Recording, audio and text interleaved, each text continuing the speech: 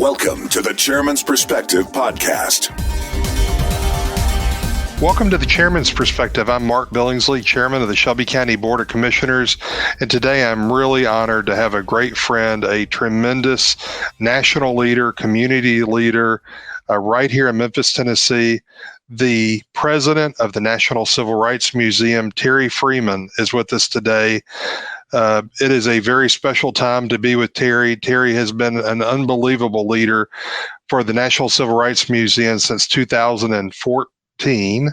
It's hard to believe, Terri. It seems like you just started, but you've been there for almost 6 years. Yeah, does it seem like that to you, 6 years, or does it seem like you just started? Well, it depends on what day. If there are days when it feels like it has been almost 6 years, but usually I just kind of marvel that the time has gone by as quickly as it has. Well, I tell you, I feel like we blinked. I mean, I literally feel like we blinked, and we were celebrating Martin Luther King's 50th celebration, 50th commemoration. And I remember so well being at the museum and being out there sitting in front of the stage with all the celebrations that went on throughout the week, with national leaders here at the museum, the conversations you were having. It was very, very special as we commemorated Dr. King. This is a tough time for all nonprofit organizations, but if we could just talk a second about the museum. Sure. You know, we're filming this from Memphis, Tennessee, the home of the National Civil Rights Museum. I checked your website earlier today. You were hoping to be opened on July 1st. Is that still the plan, Terri? Yes, it is still the plan. We are preparing everything now to get the doors open to the public on the 1st.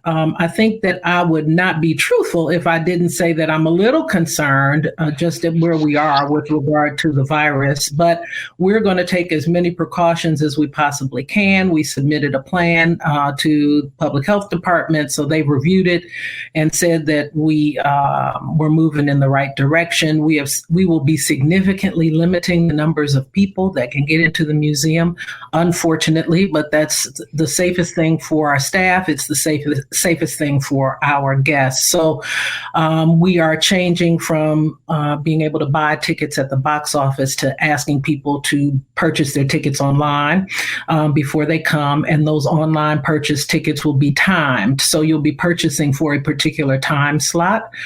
And we will be allowing 25 people per 20 minutes to enter the museum.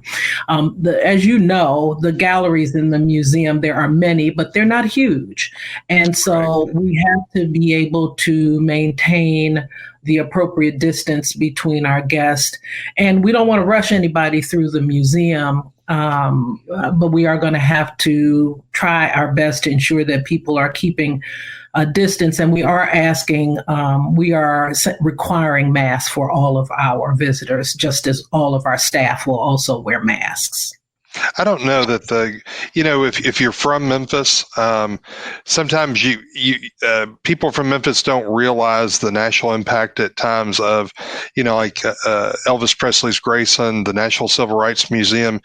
While I think so many people have visited the National Civil Rights Museum multiple times if you're from Memphis, because you tend to bring your kids, you bring friends when they're in town, but overall, during the summers, how many outside visitors does the National Civil Rights Museum see from all over the country, not really just across the U.S., but internationally? Yes. Well, Chairman Billingsley, we typically have more than 70% of our guests coming from more than 300 miles away. Wow. So it is majority people from outside of Memphis, Tennessee. Now, what we are hoping actually is that as we reopen, more people who are local will take the opportunity to visit the museum, since we don't think that we will be getting a lot of air travel. Mostly it will be travel by car, and we probably will get very few international guests for a good amount of time. So we're hoping that people will take this opportunity, actually, when we're limiting the numbers of people to get into the museum, where it'll be more comfortable for people to, actually move around the museum and see exhibit. So we are encouraging people to come down. We actually are going to be adding a couple of things. We'll be doing some gallery tours. So inside the museum, there will be staff that will be interpreting certain parts of the exhibits. And then outside the museum, because we are limiting numbers so much, and as much as we are trying to encourage people to go to the website to learn before they get there that they need to get a ticket before, and that we have limited numbers, if people come and if we're sold out by chance, we want to give them something. So people will be outside actually interpreting some of the stories of the civil rights movement, the Lorraine Motel, what it was, and who founded it, and what have you. So I think that there will be a little bit more education and interpretation that will actually take place out in the courtyard than typically.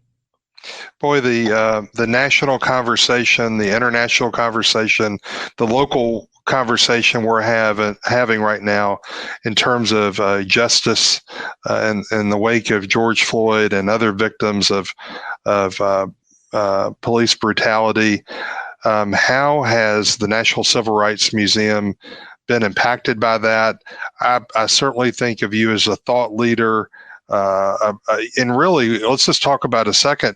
You've really worked on programming amazingly over the last couple of years on criminal justice, education, basic human rights, especially for marginalized populations. And we saw very much here in Shelby County with COVID-19, how many African Americans have suffered from healthcare disparities that really set them up as a target to be a victim of COVID.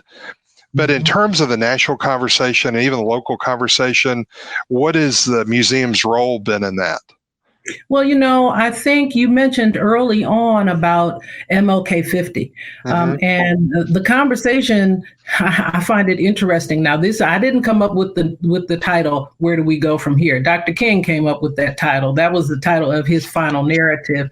But that was the title that we used in 2018. Where do we go from here? Because it's been obvious for years that things are not where they should be 52 years now after the assassination of King. And King came to Memphis not to talk about issues of, personal equality, but issues of economic equality, economic equity, and economic justice. And so what we're dealing with today, while we certainly are talking about some of the same things around police brutality, implicit bias, that the assumption is made that the black face is the bad face. We also are talking about issues of economic equity, that people are so fragile when this virus hit, that those who were most susceptible to the virus could not protect themselves because they had to work. And those who, frankly, had never been seen to be essential, all of a sudden became essential workers, and they become the most vulnerable. So clearly we have to do something about the healthcare system. And frankly, as much as I do believe that employers should be providing healthcare for their employees, there is an issue with having your healthcare tied specifically to work, right? So I think that there are so many issues that bubbled up between the virus and the pandemic, and then the immediate issues following. The museum has been used as how should I say it? It's been a base for a lot of the protest. It's been protest starting there or protest ending there. And the museum basically is founded on the premise of protest. Protest is why we are able to have the 24 exhibits that demonstrate the campaigns that worked during the mid-20th century civil rights movement. It was all based on protest. And a couple of things that I say to people is that, and if you look at those protests, they were not hit it and quit it protests. They were protests that lasted. And so I don't think that we should assume that what we're seeing now is going to be a hit it and quit it movement. I think people have said enough is enough. We're in it to stay until we see some real change. And so the museum is there to support the freedoms that we have for protest, to encourage peaceful protest, and to encourage learning about protest and the issues that we need to be dealing with. I know, Terry, that you've had to have been asked this question, but I'm going to ask it myself. What do you think Dr. King would say in 2020 with COVID? I would love to have a conversation with Dr. King and say, Dr. King, we're in 2020. You left us in 1968. How far have we come? Have we changed? And in what ways would King be impressed, and in what ways would Dr. King be so disappointed? Well, so let me start with I'm gonna start with the negative, and we'll move to the positive. Okay. I think that he would be totally distressed with the level of racial issues that we are still having in 2020. Some that are just so blatantly racial, the race baiting that seems to take place, and the level of disregard for humanity. Because we have to remember that King was not just about civil rights, he was about human rights, right? This is a man who was a minister and believed that God created us equally. And so this lack of respect for human beings simply because of the other that you can add to them, and they're different in some way from you, then you think that they're not worthy for some reason. I think he would be totally destroyed by that. I think he would also be disappointed with the lack of progress overall that has been made from an economic perspective. Have there been pockets? Absolutely. And I'm sure he would applaud those pockets. But when we did the poverty study in 2018, what we learned was while wages went up and prosperity went up for everyone, African Americans were always at a 50% rate of whites in this community. That's not good enough. And somehow something should have closed. So that too would be an issue. The issue of police brutality, I think he would say, I can't believe we are still in this exact same place. Some of these pictures look like pictures that we saw in the 60s and the 50s. So those would be his disappointments, I believe. I think where he would be pleased would be with our ability to utilize technology to organize. I think he would be encouraged that young people are still in this to create change. It's always been young people. Remember, Dr. King was 39 when he was assassinated. He was 26 when he got into the movement. So it has always been young people. It will always be young people who move these things forward. I think that he would also be pleased with seeing the coalition continue, that it never was a coalition. It never was, let me put it this way, a movement of only African Americans in the mid 20th century. There were people of other races, other religions, other ethnicities, and then other movements learned from what was done in the civil rights movement. I think that he would get great pleasure from the fact that as we are seeing the picture of protest, that the picture of protest is really more reflective of what is America today. And I think that his words to us would be persistent, be tenacious, be willing to sacrifice, and know that your suffering in this struggle will eventually pay off. And I honestly believe that will come. So I don't think that it would ever be his desire to see us struggle or to suffer, but he knew that with protest, with trying to create change, some of that came along with it. Boy, really, really powerful words. You're listening to the Chairman's Perspective, and today we're with Terri Freeman, who is the president of the National Civil Rights Museum in Memphis, Tennessee.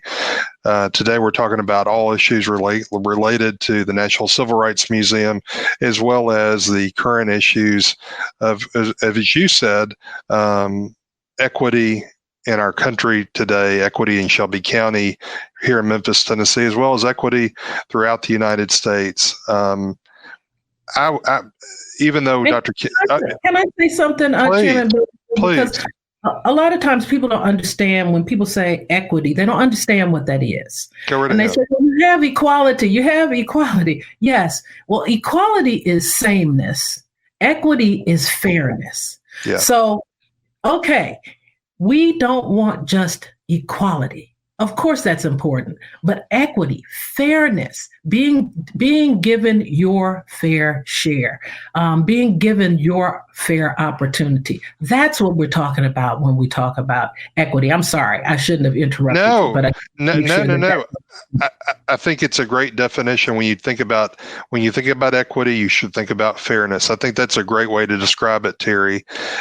Again, I've long been a supporter of your work, but I think it's really interesting you bring up, in 2018 when we celebrated the 50th anniversary, you talked about the theme behind it was, where do we go from here? So in terms of the protests that we've seen throughout the country, do you think, I do agree with you. I think it feels different than anything I've ever seen in my 52 years or 53 years on this earth. But do you think it will translate in the voting boost? Do you think, we always talk about young people. We all want young people to go out and vote. And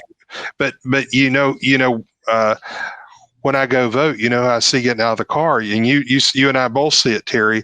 We see elderly people getting out in wheelchairs, walkers. They will do whatever it takes to get on a bus, to get in the car, to go vote. Do you think with what we're seeing now, that will transition into public policy change? I know the Civil Rights Museum has been a great voice in public policy. Do you think we'll see movement toward better public policy? And do you think it'll move in the voting booth?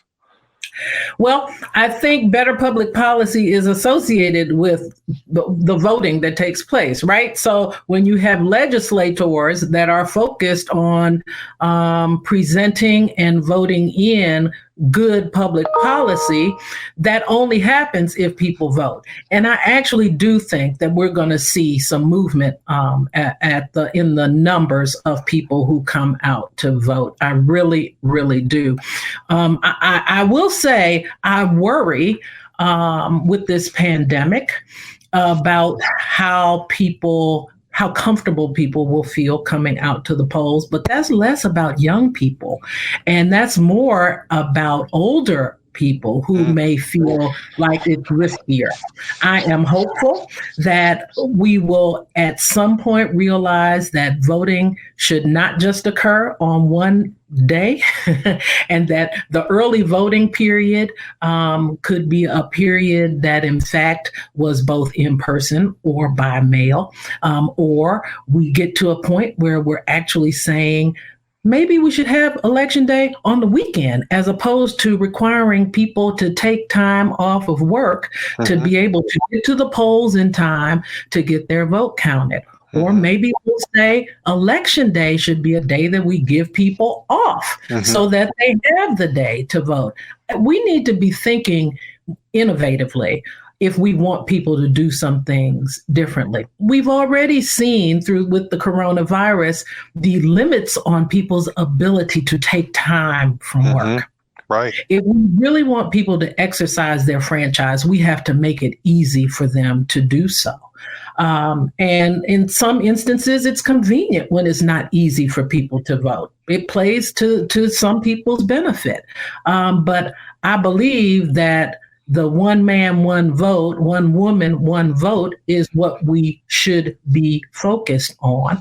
And we need to make it as easy as possible. I will say that, in fact, this coming Tuesday, June 30th, we have a group that's affiliated with the Museum Keepers of 306. It's a group of young leaders that believe in the mission of the museum and want to carry forward Dr. King's legacy. They're having a virtual program called Where Do We Go From Here? To the Polls.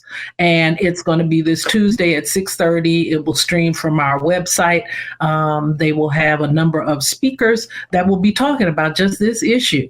Why it's important, not just go vote, why you should go vote, understanding what it means to vote, understanding what it means when you don't vote. It's so critical. And it's not just about a presidential election. It's about every election. Every election. And as you know, politics are local. So you need to focus on all levels of electoral politics. So that's, again, a long way of answering your question. I do think it's going to translate. Terri, if Dr. King walked in your office today and said, Terri, where do we go from here? Where are you going to go from here with the museum? It's a national asset. It's a local asset. It has such relevance, especially today. It's always been relevant, but it has been a home to celebrate Dr. King, to memorialize Dr. King. But if Dr. King walked in today and he said, Terri, where do we go from here? Where are you going to go from here with the National Civil Rights Museum? From a museum perspective, with regard to exhibits and what have you, I really hope that in the next couple of years that we undertake a renovation of the boarding house, which is across the street and is named The Legacy. And I hope that it will truly reflect what is the legacy of Dr. King. That would mean translating what we're seeing today into exhibits for the future. I actually think that at some point during MLK 50, I said that in 25 years from now, we will be talking about Black Lives Matter movement as a part of the movement. And in fact, I think that is going to be true. The movement for Black Lives Matter, the LGBTQ plus movement, all of these things that have continued to go forward. So from an exhibit perspective and continuing the storytelling around civil rights, that's what I would like to see happen.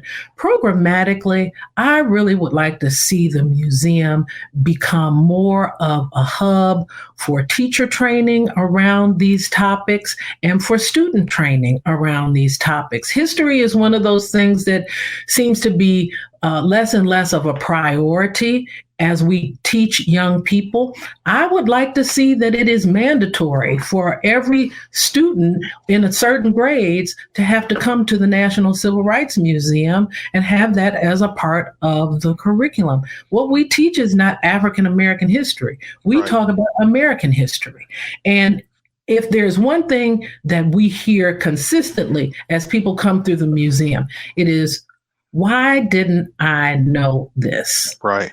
And we shouldn't continue to hear that going forward. People should not be coming through the museum saying, why didn't I know this? But we aren't taught it. So I would really like to see this as a part of the curriculum for young people. I'd like it to be the curriculum for every young person in the nation, but certainly here in Memphis and Shelby County, I would like to see young people have this as a part of their curriculum. And then I think the museum should continue to push the envelope. We are not political, but we do talk about policy.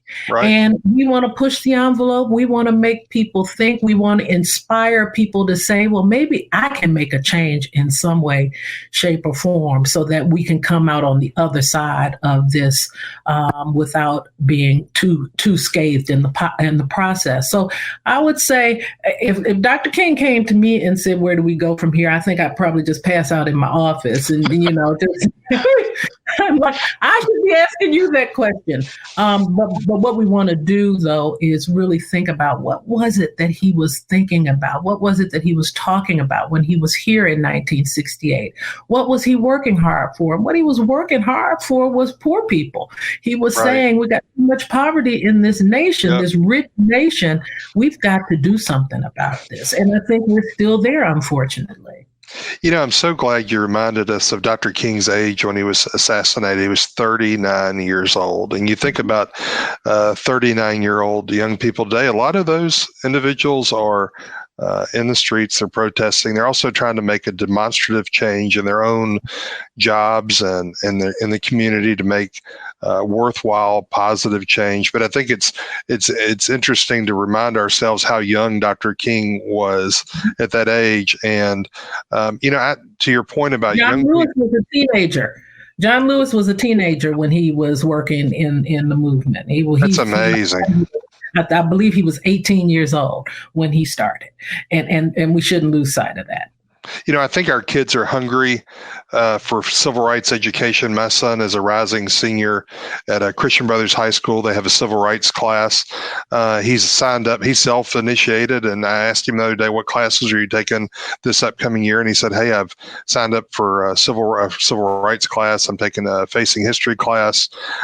He's a pretty diverse kid, but I think if you give young people that opportunity to learn, they self-choose. You don't have to push them toward it. But it has to be offered.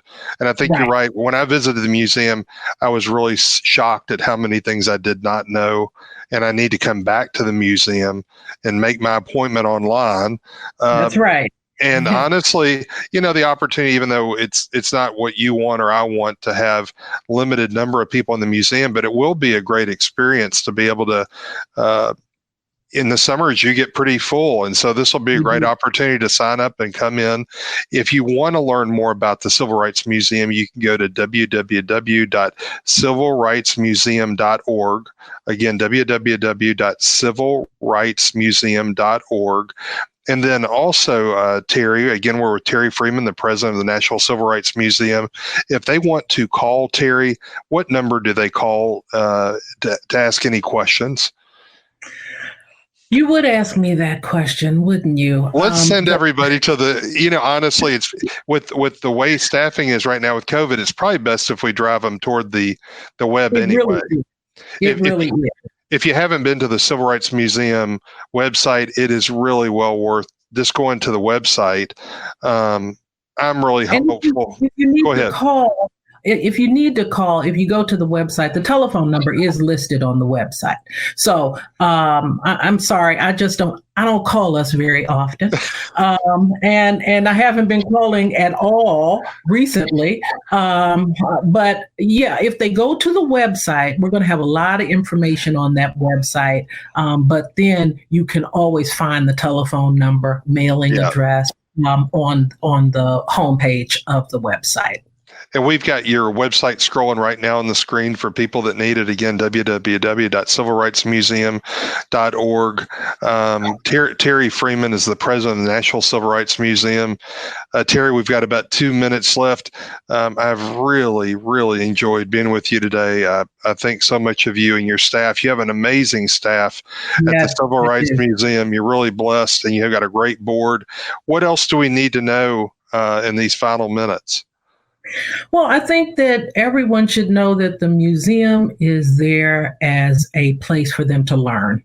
Yeah. Come in, have an open mind, and understand that we present to you the unadulterated truth of what happened 400 years ago up to and through what we consider the civil rights era, early 1970s. Terri, this year it was unfortunate due to COVID. You had to make a very, very tough decision to cancel the 2020 Civil Rights Gala. Should we look forward to an unbelievable gala in 2021? I think we should. I think we're going to be announcing our final plans with regard to the Freedom Award within the next week. Okay. We also had an event, that we planned in June, Night at the Lorraine, That was canceled as well. So it's been difficult, but we move forward, and 2021 is going to come, and it'll be a great year. I'm with you. Again, my great thanks to the president of the National Civil Rights Museum, Terri Freeman. If you want to learn more about the museum, please go to www.civilrightsmuseum.org. Again, www.civilrightsmuseum.org. We're right here in Memphis, Tennessee, in Shelby County. You've been listening to the Chairman's Perspective, and we'll see you next time. Thank you, Terri. Thank you. The Chairman's Perspective Podcast. Executive producer, Shelby County Commission's Chairman, Mark Billingsley. Directed, produced, recorded, and distributed by KUDZUKIAN.